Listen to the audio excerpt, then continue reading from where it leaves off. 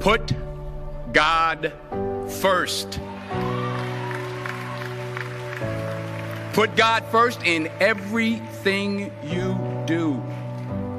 Everything that you think you see in me, everything that I've accomplished, everything that you think I have, and I have a few things, everything that I have is by the grace of God. Understand that. It's a gift. 40 years ago, March 27th, 1975, it was 40 years ago, just this past March, I was flunking out of college. I had a 1.7 grade point average. I hope none of you can relate. I had a 1.7 grade point average. I was sitting in my mother's beauty shop. They still call it beauty shops now? What they call it now? Yeah, I was sitting in the beauty parlor. I was sitting in my mother's beauty parlor, and I'm looking in the mirror, and I see behind me this woman under the dryer. And every time I looked up, she was looking at me, just looking me in the eye. And I didn't know who she was, and I said, she said, somebody give me a pen, give me a pencil. I have a prophecy. March 27, 1975, she said, boy, you are going to travel the world and speak to millions of people. Now, mind you, I was flunked out of college. I'm thinking about joining the army. I didn't know what I was going to do, and she's telling me I'm going to travel the world and speak to millions of people. Well, I have traveled the world, and I have spoke to millions of people. But that's not the most important thing, the success that I had. The most important thing is that what she taught me and what she told me that day has stayed with me since. I've been protected. I've been directed.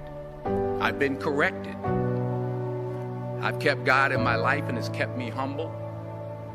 I didn't always stick with him, but he always stuck with me.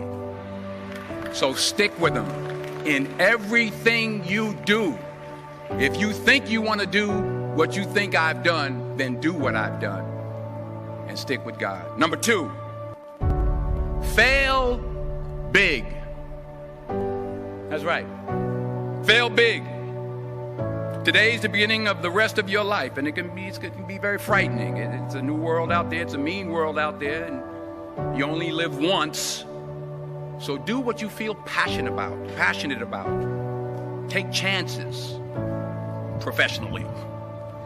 Don't be afraid to fail. There's an old IQ test, was 9 dots, and you had to draw 5 lines with a pencil within these 9 dots without lifting the pencil. The only way to do it was to go outside the box. So don't be afraid to go outside the box.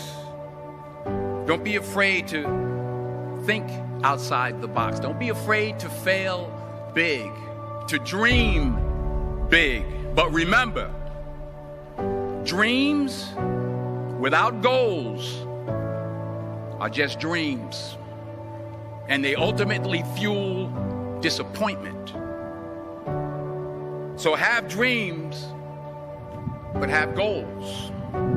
Life goals, yearly goals, monthly goals, daily goals.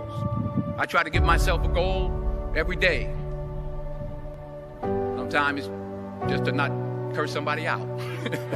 Simple goals, but have goals.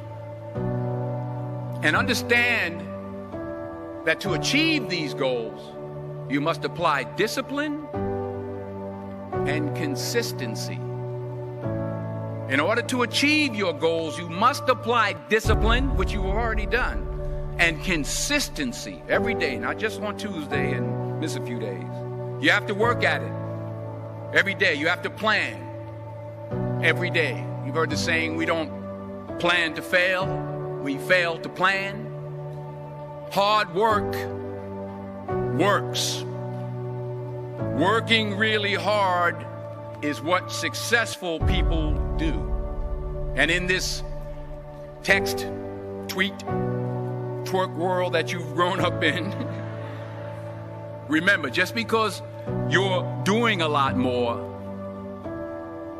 doesn't mean you're getting a lot more done. Remember that. Just because you're doing a lot more doesn't mean you're getting a lot more done.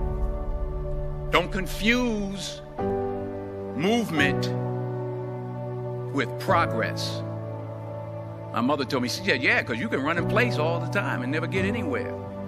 So continue to strive, continue to have goals, continue to progress. Number 3, you'll never see a U-Haul behind a hearse. I'll say it again. You'll never see a U-Haul behind a hearse. I don't care how much money you make, you can't take it with you. And it's not how much you have. It's what you do with what you have. We all have different talents. Some of you will be doctors, some lawyers, some scientists, some educators, some nurses, some teachers. Yeah, okay. Some preachers. The most selfish thing you can do in this world is help someone else. Why is it selfish? Because the gratification, the goodness that comes to you, the good feeling that I get from helping others, nothing's better than that.